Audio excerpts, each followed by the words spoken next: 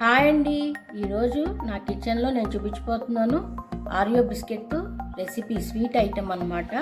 ఇది ఎలా తయారు చేసుకోవాలో ఈరోజు నేను చూపిస్తాను. కావాల్సిన పదార్థాలు ఆరియో బిస్కెట్, గీ, మిల్క్, బాదాం, dry coconut, cherries, food colour.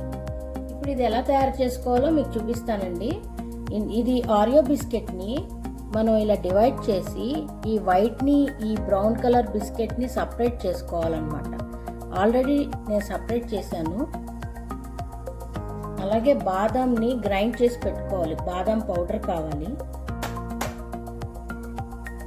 చూడండి, ఆరియో బిస్కెట్ని ఈ విధంగా పౌడర్ చేసుకున్నాను. దానిలో ఉన్న క్రీమ్ ఇది డివైడ్ చేసుకున్నాను.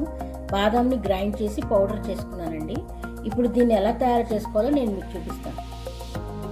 ఇప్పుడు మనం ఇలా ఆరియో బిస్కెట్ని గ్రైండ్ చేసుకున్నాం కదండి. ఈ పౌడర్లో మనం ఒక 2 టేబుల్ స్పూన్స్ గీ వేసుకుందాం.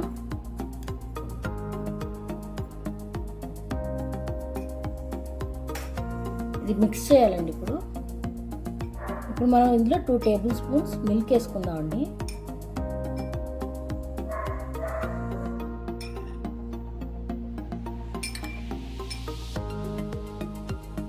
బాగా కలపాలండి. ఇది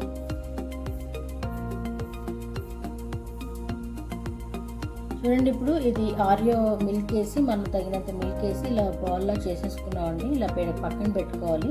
ఇప్పుడు దీనిలో స్టఫింగ్ ఎలా తయారు చేయాలో నేను చూపిస్తాను. ఇప్పుడు ఆరియో బిస్కెట్లో వైట్ కలర్ క్రీమ్ ఉంది. ఆ క్రీమ్లో మనం 2 టేబుల్ స్పూన్ ఆల్మండ్ పౌడర్ వేసుకుందాం.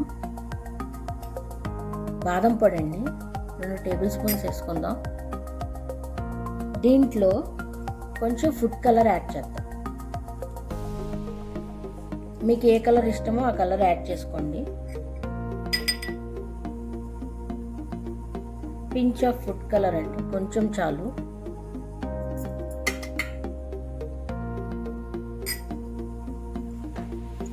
దీన్ని బాగా మిక్స్ చేయాలి.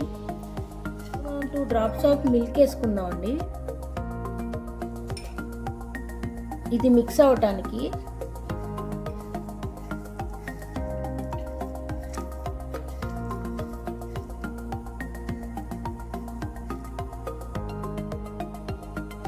ఇది మనం ఆరియో బిస్కెట్స్ ఇలా తయారు చేసుకోవాలండి. ఇందాక మనం ప్రిపేర్ చేసి పెట్టుకున్నాం కదా, దాన్ని ఈ విధంగా ఇట్లా రోల్ చేసుకోవాలి.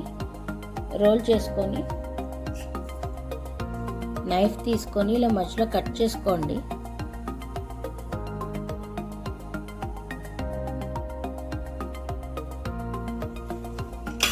ఇప్పుడు ఈ స్టఫింగ్ ఉంది కదండి, ఈ స్టఫింగ్ ఇందులో పెట్టుకుందాం.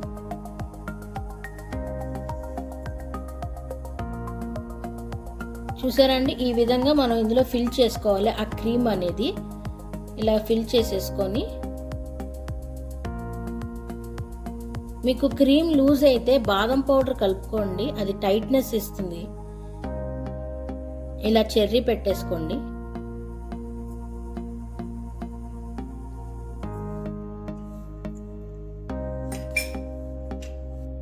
ఇప్పుడు మన కోకోనట్ ఉంది కదండి, ఇది ప్లేట్లో ఇలా వేసుకుందాం. ఈ కోకోనట్ దీనికి ఇలా అద్దాలండి.